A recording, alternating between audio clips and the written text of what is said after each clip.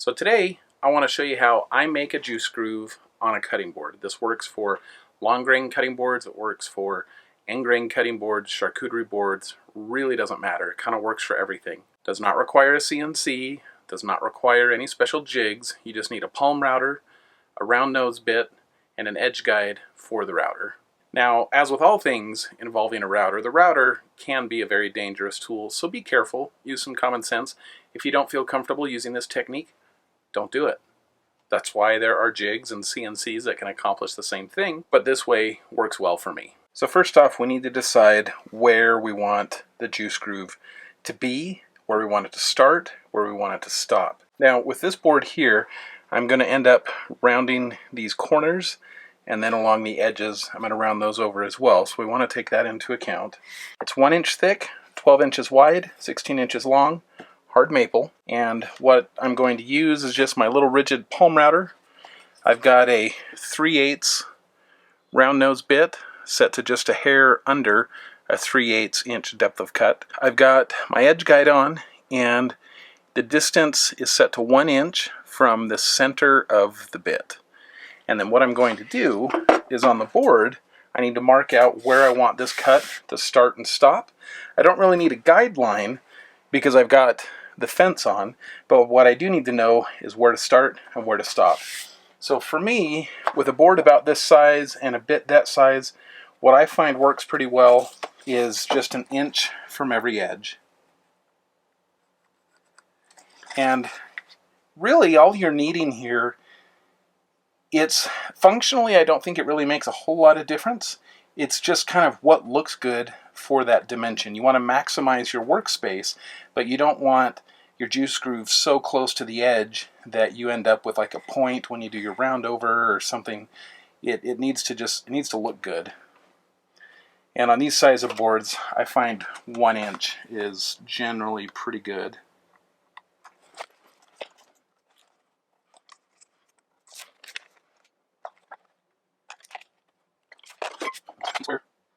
And extend those lines to make them easier to see.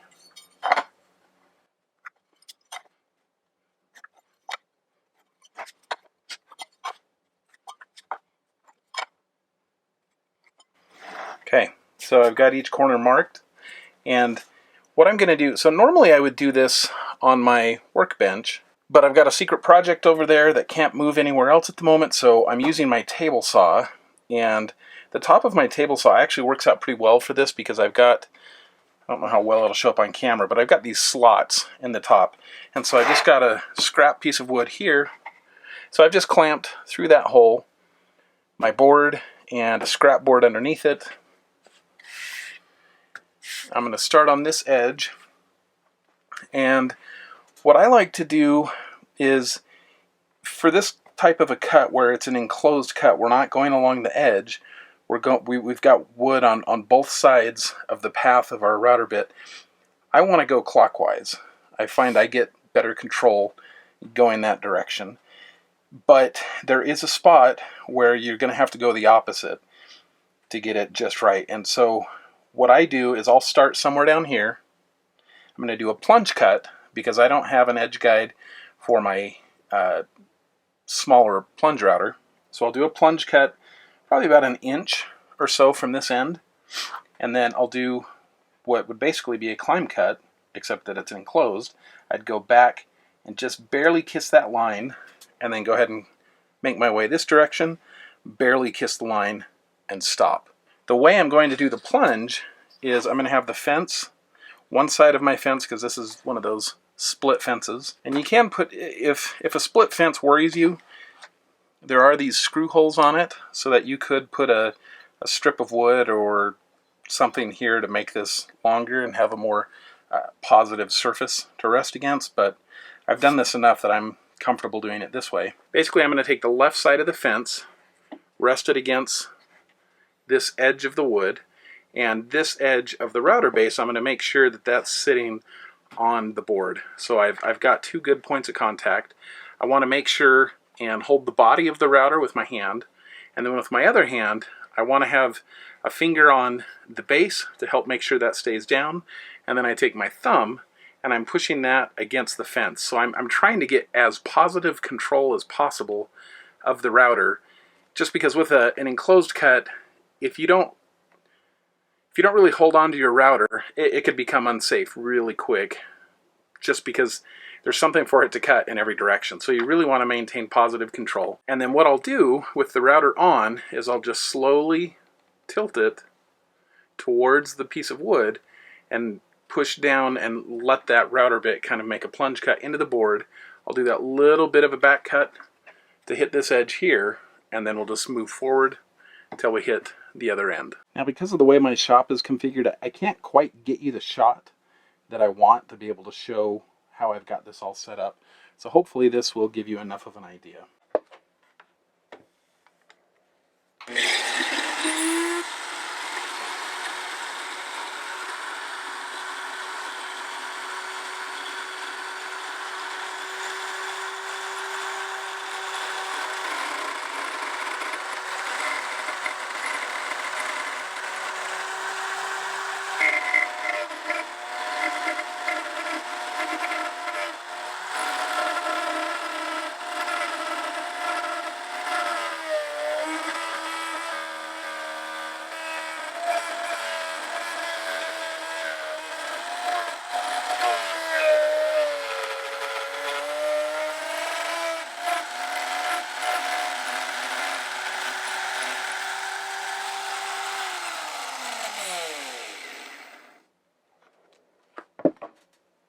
So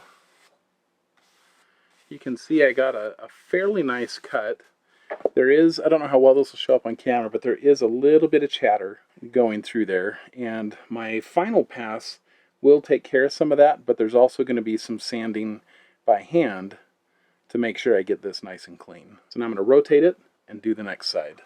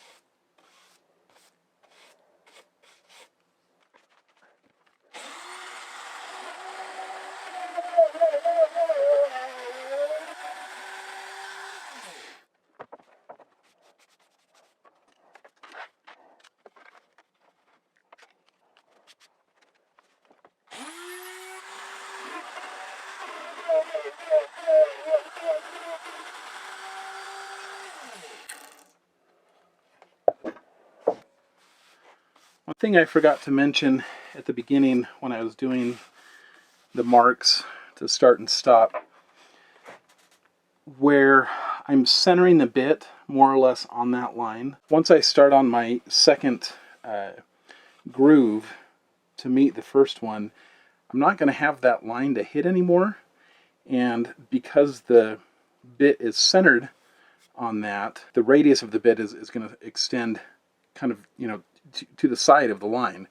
So there is a little bit of trying to finesse that to get them to match up at the end, which I don't mind. But if you want to avoid that and make it maybe a little bit easier, if you're going with a 3/8 bit, and if you have the center point of that bit 1 inch from the fence, then for your lines, if you want to just purely start and stop on those lines, instead of going the full inch, come back the radius of your bit.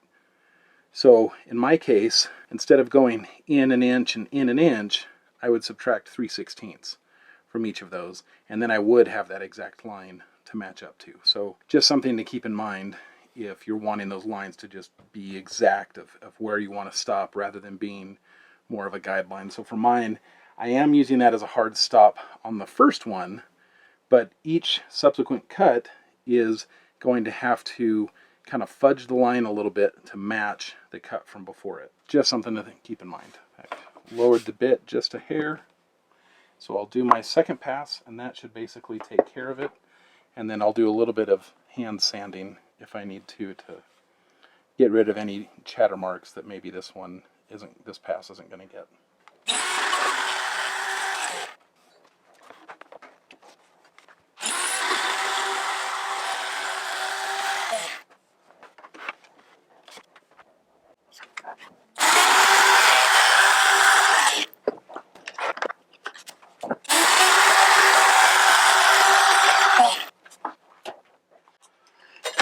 Okay, so this board is done, at least with the router portion. I don't know how well you can see this. On this one, I did actually come just a hair, like maybe a 64th of an inch too far this way. But when I come through and hand sand this, I should be able to blend that. And I also like to take the sandpaper and break this edge here a little bit, so you're not going to be able to see that once I'm done. But that is one of the advantages of being able to use a CNC or something, is you're not going to have that problem. But I don't have a CNC, so we make do with what we have. Okay, so I've gone ahead and rounded over all the corners, and the surfaces I've actually already sanded up through 240. So what I'm going to do next is show you how I clean out, smooth out the juice grooves. One of the convenient things about using a 3/8 round nose bit is if you have any foam brushes that you've used that you haven't thrown away yet, if you pull the handle off on a lot of them, that's a 3/8 dowel. And so all you have to do is wrap it in sandpaper, and then you can smooth those surfaces out. Another option that I think is actually a little bit better, I just can't find the right size, is at Woodcraft you can get these sanding pads that have a radius already on it, and it comes in a pack of like 5 different sizes, I think. And you just wrap the sandpaper around there. If I was doing the 3/4 or 1/2 inch, I'd be good to go, but these are too big for this radius. So I'm just going to stick with the cheap dowel. Just going to wrap it in some 180 grit, and then basically just kind of back and forth.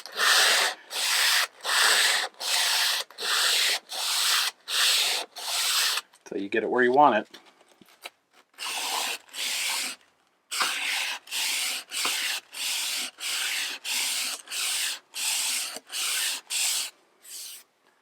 And I usually will take these, whatever grit I sand the surface to, I do the same thing on the juice grooves.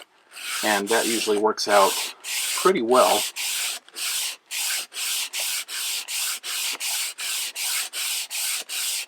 And if the edge of your juice groove is too sharp, you can come back with your dowel, but put it on its side, and just don't let it go all the way to the bottom of the groove, and just kind of come at it just enough to break that edge.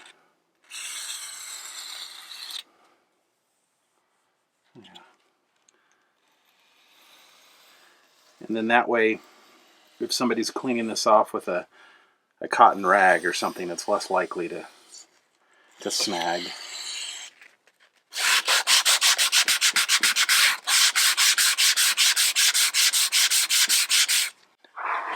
And that's basically it.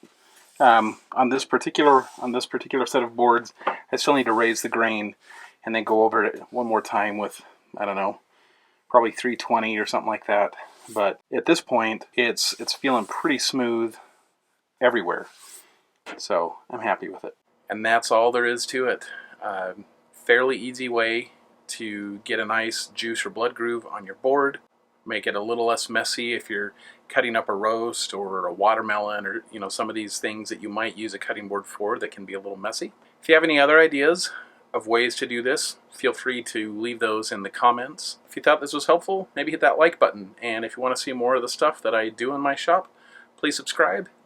We'll see you next time.